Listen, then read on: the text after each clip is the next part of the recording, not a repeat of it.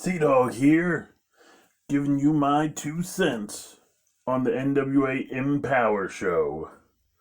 Straight away, that was a great pay-per-view. There was a few issues, we'll get to those. Let's go through the card real quick, and I will give you the 411. So, there was a pre-show on YouTube, and that was weird. But we'll get to that too. But let's get to the match, and that was between Sky Blue and Christy James. I am using a cheat sheet on the results to remind me of the matches and what order and whatnot. But Wrestling Inc., you got the first one wrong. You say Christy James defeated Sky Blue. That's not right. Sky Blue did a roll up into a crab pin to get the victory. Anyway, that was a pre-show match. The first match of the actual pay-per-view was Diamante, Kylie Rae, and Chick Tormenta. I thought Kylie Rae would win this. It helped set up the match at NWA 73 between Kylie Rae and Mickie James, but now you have Kylie Rae that lost going against Mickie James, which is interesting. But this was kind of built at the show as a battle of the brands, AEW versus AAA and NWA, and it was a good match, pretty smooth, and Diamante came away with the win. It was good, and then they started, which surprised me that they didn't. You would think the first two matches would be the NWA Women's Tag Team title opening rounds matches. It was a 4-team tournament to crown the new NWA Women's Tag Team champion. You would think those would be the first two matches. They weren't. They were the second and third. And honestly, I thought the championship should have been the main event. That wasn't. That was right before the main event. So anyway, the first match was the Hex, which is Allison Kay and Marty Bell, who I love. And they faced Hell on Heels, Renee Michelle, who I also love, except for the fact she's married to Rockstar Spud, a.k.a. Drake Maverick. And her partner, Sahara 7, who I haven't seen much. I was very happy with how good Renee Michelle and Sahara 7 wrestled, because anytime I seen Renee Michelle, she was alright. She looked a lot better. Like, she definitely stepped it up. Actually, a lot of girls, a lot of women stepped it up in this show. I really, to be honest, going into the show, I was thinking, what would be the better show? WWE's Evolution or NWA's EmPowerrr? And going into it, I'd be like, it's probably not going to be better than Evolution was. It was. And part of the reason I thought it wouldn't be better than Evolution was I thought the wrestling would just be so much smoother with WWE's all-women pay-per-view, but it really wasn't. And that's one of the things that surprised me, and pleasantly. Really, the only match that wasn't very smooth in-ring wise was the pre-show match, and there's a reason that was on the pre-show. And I'll get to the issues with the pre-show. So anyway, the pay-per-view was fantastic. There was some interesting issues with the main event, and we'll get to that in a second. So anyway, you had the two semi-final matches, opening round matches, whatever. And the Hex beat Hell on Heels, which didn't surprise me. But there were points at the match where I was like, well, maybe they will give Hell on Heels the go. And that's another thing this pay-per-view did. I went in thinking I could nail the whole show, prediction-wise. Even though I did pretty well, they still had me questioning. And it got me to the point where I was watching it more as a fan, and then less as someone thinking like a booker, like, oh, this will happen, and it'll lead to this, and blah, blah, blah. This was just like I was rooting for the people I wanted to root for. So anyway, the Hex won like I thought. The other opening round semifinals match was AEW's Red Velvet and Kylan King facing the Free Babes, who are all second generation wrestlers. Terry Gordy's daughter, Miranda Gordy, Jimmy Wang Yang's daughter, Jazzy Yang, who she has a look. She could be a huge star in the future. And she looked really good. She's like 18. She looked like she's been doing it for a while. And then on the outside was Hollywood Haley J, who is the daughter of not as big star as Terry Gordy or Jimmy Wang Yang. Was Marie? Not the Mike Bennett Maria, but Maria from OVW, as I understand it. Anyway, that was a good match. Predictable or not predictable? As I predicted, Red Velvet and Kylan King won, though. Like I mentioned, I wasn't 100% sure, especially after the Hex won, who was a crowd favorite. I wasn't sure that they do face versus face at that point. So again, another good job in the match, too, that made me not sure who was going to win. And then they got to what I thought, surprisingly, was the match of the night. Deonna Purrazzo and Melina tore it up. I was so surprised because watching Melina in regular Power episodes, she looked like she had lost a step. Like the "you still got it" chants did not belong. Her matches on Impact looked better than what she was doing on Power, and then this pay-per-view, she killed it. And I don't know if it's her competition or the competition. Well, I would be surprised it's her competition because she faced Kylie Rae. Kylie Rae's great. So I don't know how that would have been a match on Power. I think maybe just the bigger the crowd, the more she gets into it. And Power has the smallest crowd. Impact has a bigger crowd, and the EmPowerrr show had the biggest crowd of any of those. But oh my gosh, that match was crazy. Oh, at one point, I forget if this was before or after. This was right before that Deonna Purrazzo and Melina match. Gail Kim came out, talked a little, then Taryn Terrell and her girls, Genocide and Paola Blaze, they came out and like, get out of here, Gail, this is our ring, blah blah blah. And then when it looked like they were gonna jump her, boom, boom, ba ba ba ba, Awesome Kong came out. That was probably the pop of the night, and it deserved it. And I knew and unfortunately I didn't get to watch it live, and I had a little spoiler that Awesome Kong was going to be there, so it was kind of, when you know that stuff, it's predictable to say, oh, Awesome Kong's probably about to come out. And even knowing it was one of those feelings that get you right in the cockles of your soul or whatever. And that was a great moment. And then after she chased off Taryn Terrell and her goons, she pretty much gave love to Gail and announced her retirement. Which, since she had left AEW, she hadn't really done much because COVID came and she had just been hiding out since then, understandably.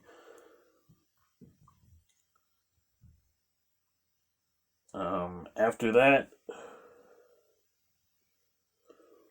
I don't know if this is in the right order. I'm going to go off of Wrestling Inc. They say the Women's Tag Team Championship was before the NWA Women's Championship match. So let's talk about the Women's Tag Team match for the championship. Now, I'm pretty sure that was right before the main event. Okay, so let's talk about NWA World's Women's Championship between Camille and legit Layla Hirsch. I didn't have a lot of expectation in that because it's big wrestler, small wrestler. We haven't really seen that much from Camille. Even her match against Serena D was okay. She didn't really show much. But this match against Layla Hirsch, another match that got this is awesome chance. Once they got past, it's like just Camille throwing her around and dominating her. Once Hirsch got some offense in, that match really got going, and it was another good match on the show. Great match on the show.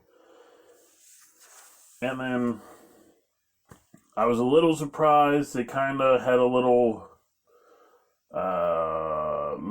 not a segment, but after the match, Strictly Business had VIP seating, and they were like, "Yeah, Camille." And then Trevor Murdoch was a little bit on the other side of the VIP seating, and they were yelling across, and I thought that kind of took away, but didn't really, because it's a big deal and it made sense. It wasn't forced. I will get to something else I thought was weird for an all-women's pay-per-view. Anyway, the women's tag team title match, the Hex versus AEW's Kylan King and Red Velvet, which I was figuring would be the finals, but I wasn't sure. I definitely didn't know who the winner would be. I was rooting, which another positive. This had me rooting for someone because I liked them, because I wanted them to win, even though I thought, Kylan King and Red Velvet could win the titles and then parade them around AEW, which gives NWA some shine, and it's shining spotlight on them. Which, by the way, let me rewind real quick. That's another thing. The Melina Deonna Purrazzo match. Going into it, I was like, oh, no way Melina wins.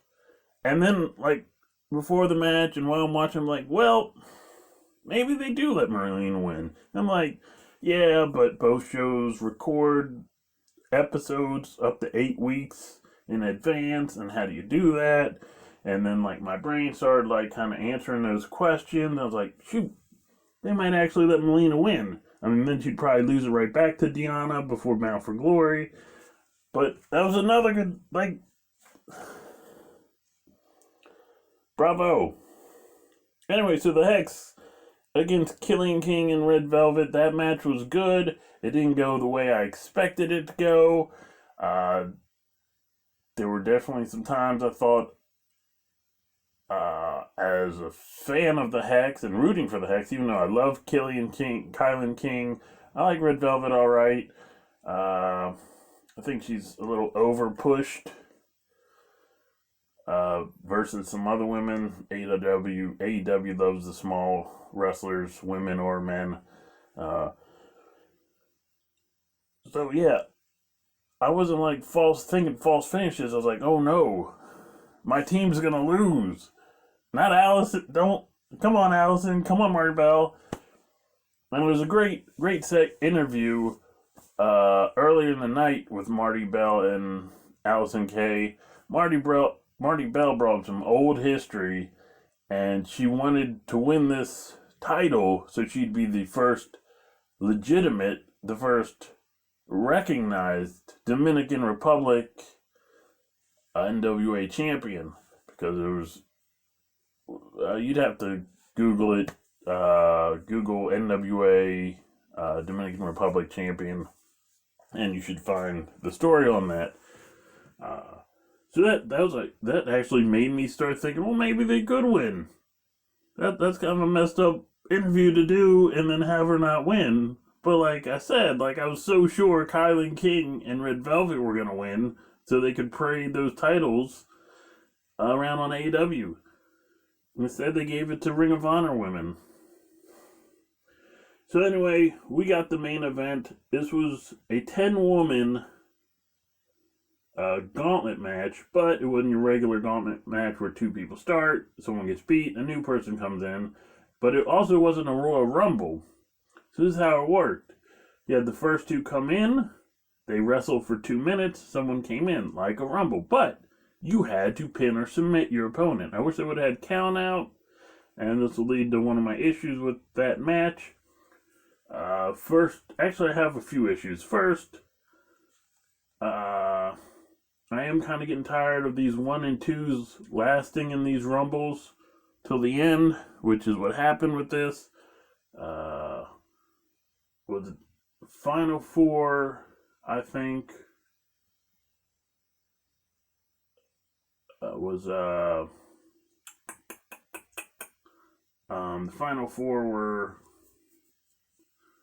Chelsea Green, Slamovich, Tootie Lynn, and Kiera Hogan.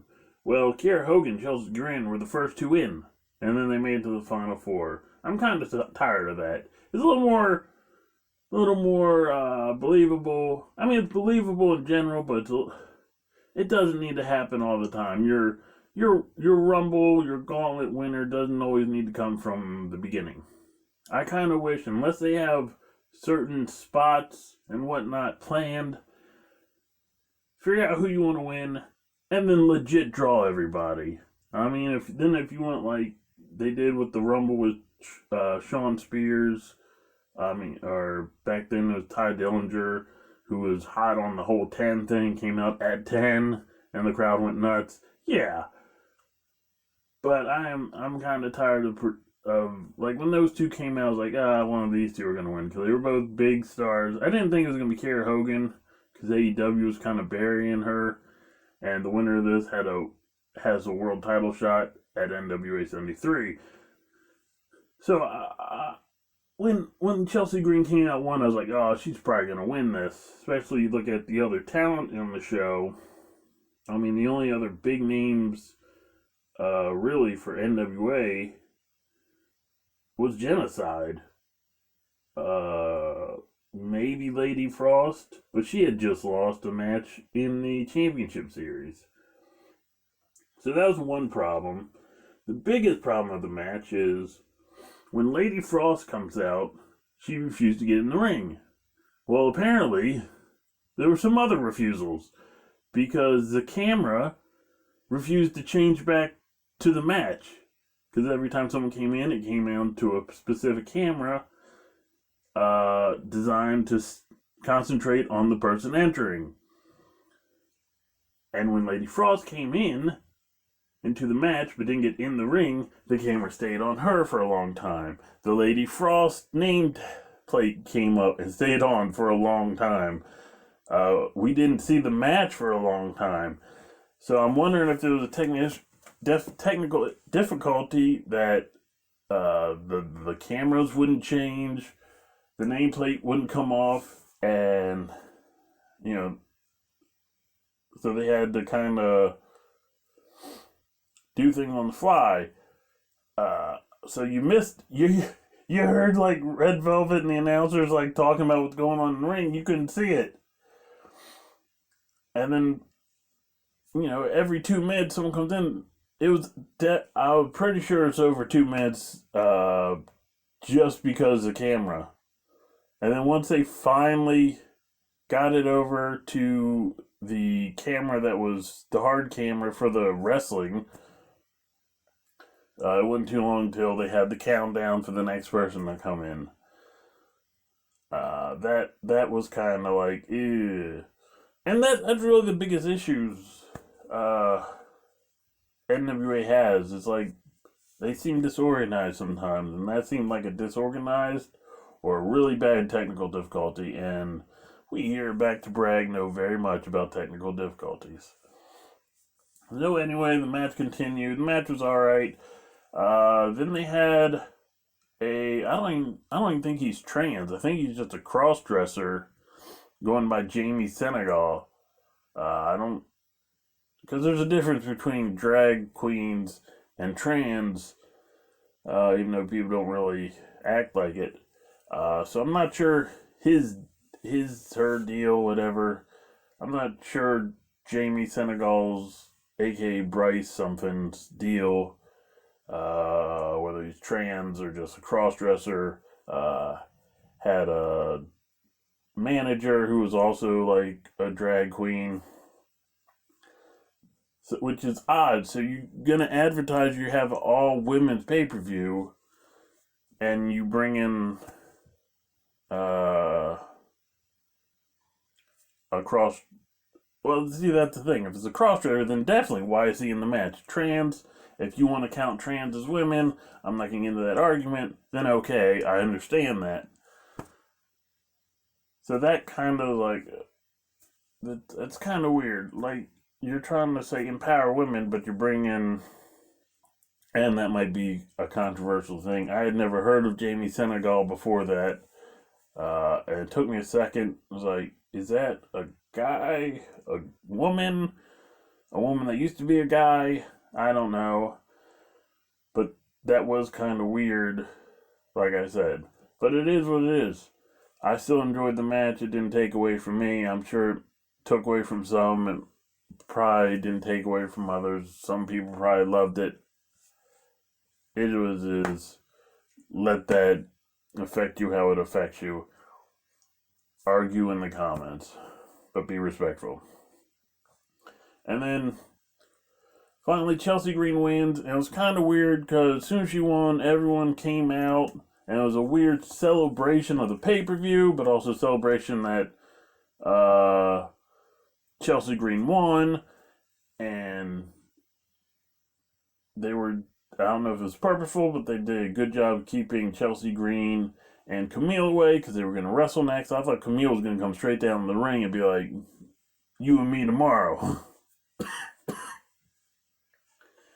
And the celebration went a little while, which was good. I liked it. And I was very happy with the pay-per-view.